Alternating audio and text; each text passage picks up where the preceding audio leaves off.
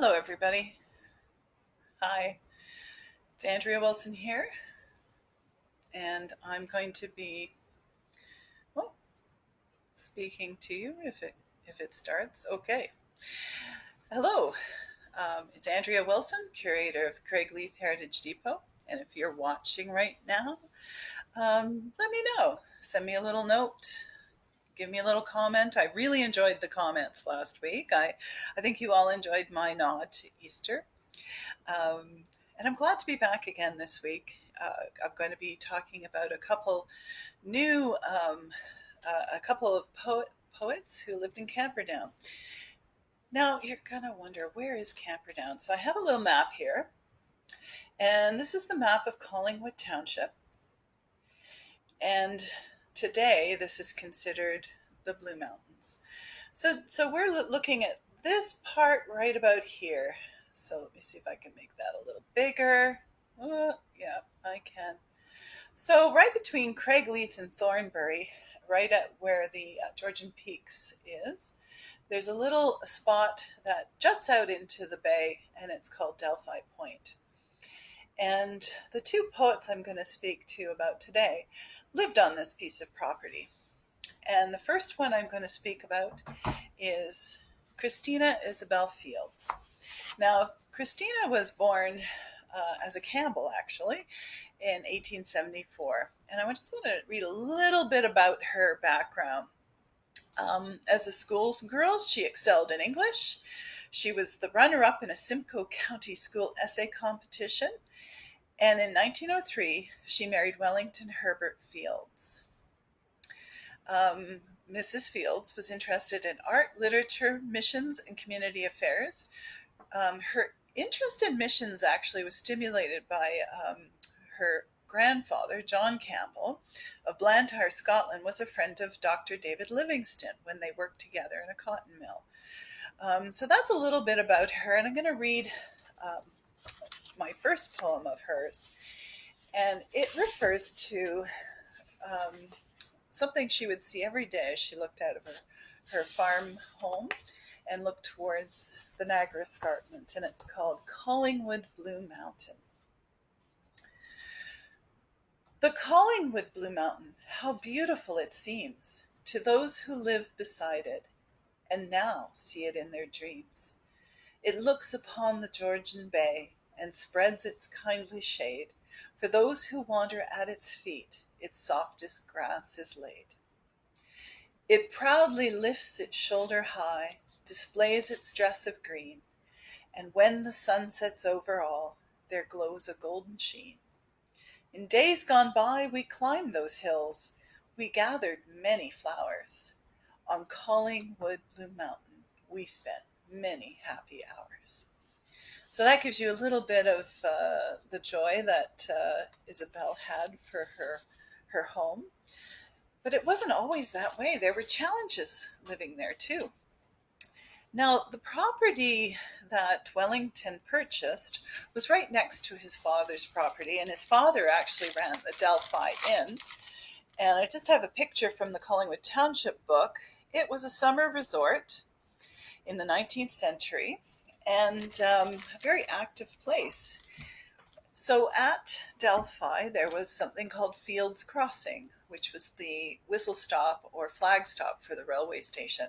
So people could come up and spend the weekend or weeks away from anywhere in Ontario and across the world, come here to enjoy the beauties of the Blue Mountains. But there were challenges living in this rural area, and I want to read to you what happened to Isabel and her husband.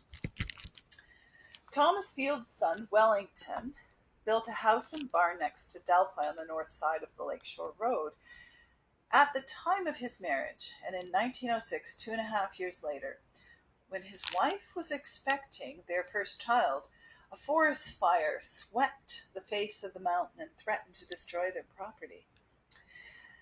Her mother, Isabel, the child who was born a month after the fire was Marion Fields Wiley, the poet. I'm going to read some of her poems today. Her mother vividly remembered the fire and writes, Neighbors gathered to beat out small blazes that sprang up, and they sat on the rooftops during the night with pails of water to douse sparks that landed on the cedar shingles. Farm women made sandwiches and boilers full of coffee for the men who worked in shifts all night to fight the fire. They were successful, for house, barn, and unborn child survived. So that's a little bit of what it was like to live in this rural area. Um, and I have a couple of other poems by her to read. And this one is pretty key to what goes on in the Beaver Valley. Let me just.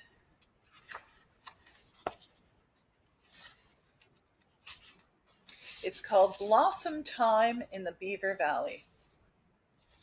I lived long, long time ago down in the Beaver Valley. The hills were fair and rugged there, the river running clearly.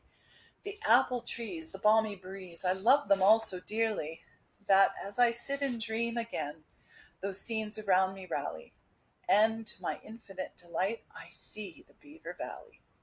In blossom time, the sight was one we gazed upon with rapture, the pink and white of orchard trees, the daisies in the pasture, the picnics by the stream so wide, the bathing in the river, the berries on the fair hillside, I shall forget them never.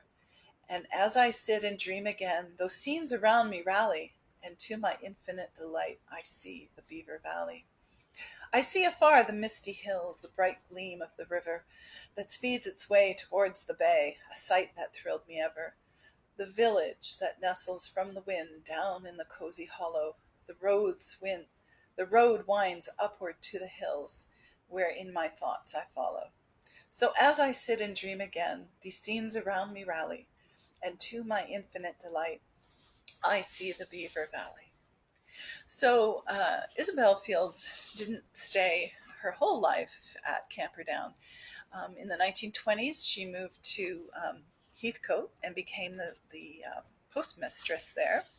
And then eventually she and her husband moved to Owen Sound. Now, her poetry was not published until after her death, and she lived to the age of 95. But one of her poems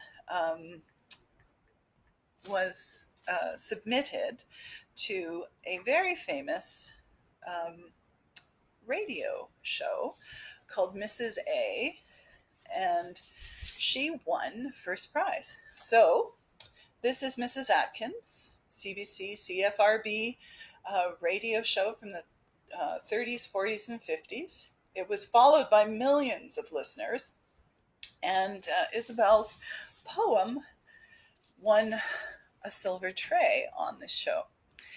And it was a radio contest for the poem about what to do if your chickens got into your neighbor's garden. And this is entitled When Chickens Cross the Road. My chickens are contrary, they will not stay at home. They wander out across the road. They seem to love to roam into my neighbor's garden and eat his early peas. This vexes me because, you know, I would not him displease. For he's a fine young widower and I'm a widow too. So I'll erect a wire fence, one that we can see through. Then perhaps he'll wander across the road as the chickens always do. So that's Isabel Fields.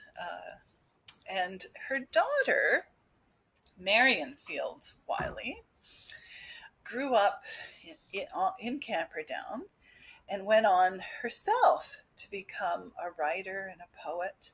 I have a photo of her here in her later years, writing still.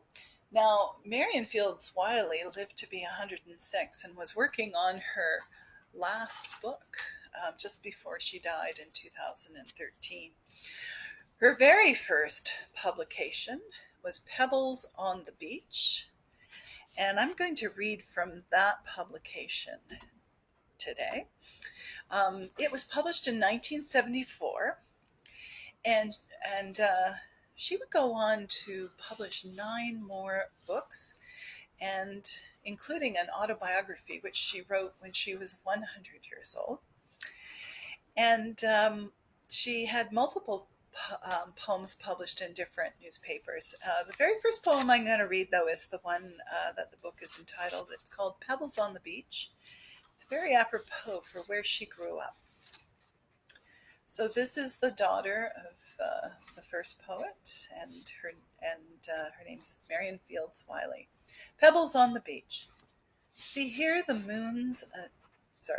See here the moon's own miniature, a spheroid of pale stone, smooth to the touch and sun-bleach pure, high on the sand-wave throne. Around it other pebbles fell, and none was shaped alone, but friction ground and filled them well on facets like their own.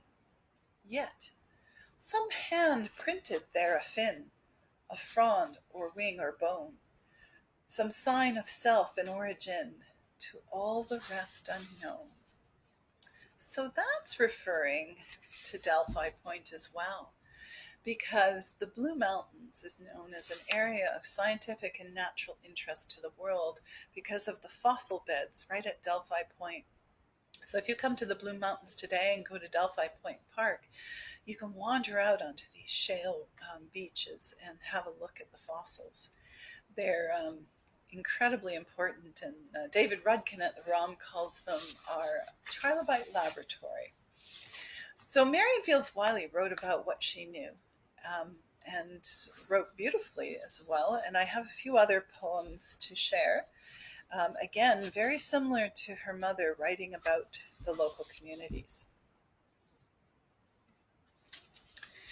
And this is about what happens beyond the senses, is what it's called.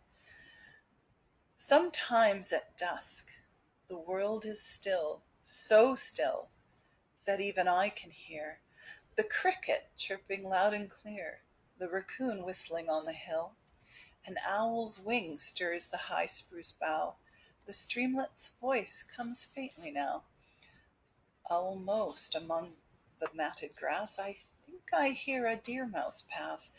Yet there are sounds so faint and high, no human ever hears, that make a young bird still its cry, and the dog by the fire lift its ears.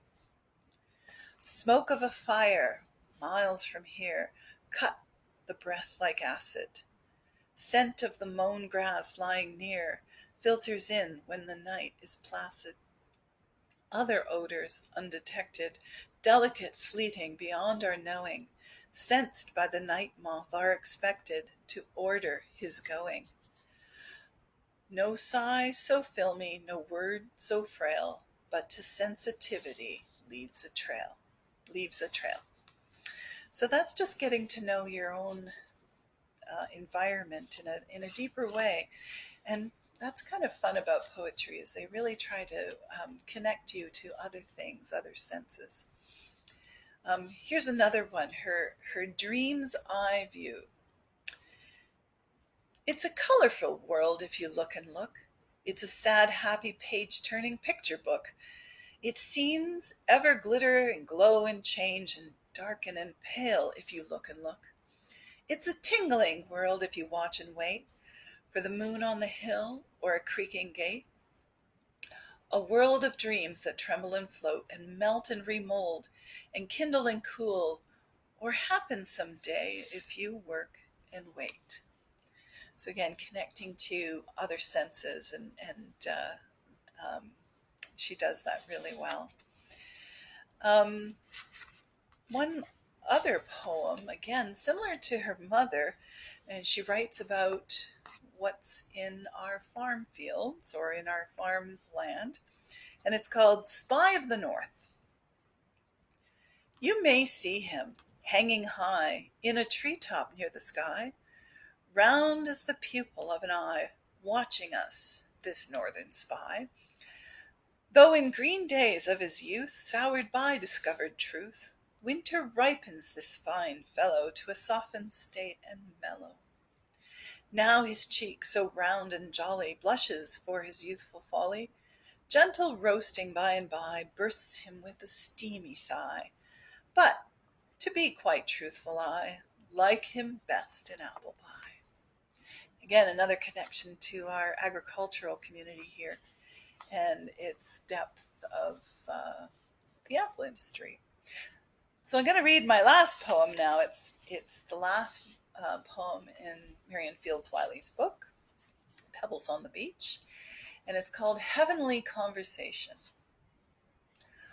All that you love will speak to you, as bulbs and buds to gardeners do, as fall in spring to poets sing, as atom and star to scientists are. The fertile field to the farmer's heart, the face to the portrait painter's art. Loveliness kindles a lover's eye, while duty calls a swift reply. And heavenly conversations theirs, who, seeing one blood in the race of men, deem each scripture that richly bears the signature of the author's pen. So that's two remarkable women living in Camperdown area of the Blue Mountains. And, I've really enjoyed bringing these poems to you. And next week, I think I'm going to branch out a little bit. I was going to focus on the women poets here, but it doesn't tell the whole story. There were also a lot of men writing poems too in the 19th and 20th century. So next week, I'm going to feature some of the men who are writing, and they're writing about the little communities that make up the Blue Mountains. So we'll get a little insight into what those communities were like as well through poetry. So I'm really glad you could join me today. And if you want to follow up with resources, certainly visit our virtual museum page on the Blue Mountain Public Library website. There you'll find our Literary Women site on Biblioboard, and a lot of other really interesting resources. And thank you for coming and enjoying my poetry reading today, and hope you'll join us again next week. And let me know what you think. I really did enjoy those comments, and keep them coming. It's a fun way to connect to our community through poetry and learn a little about these communities. So thank you very much for coming. Bye for now.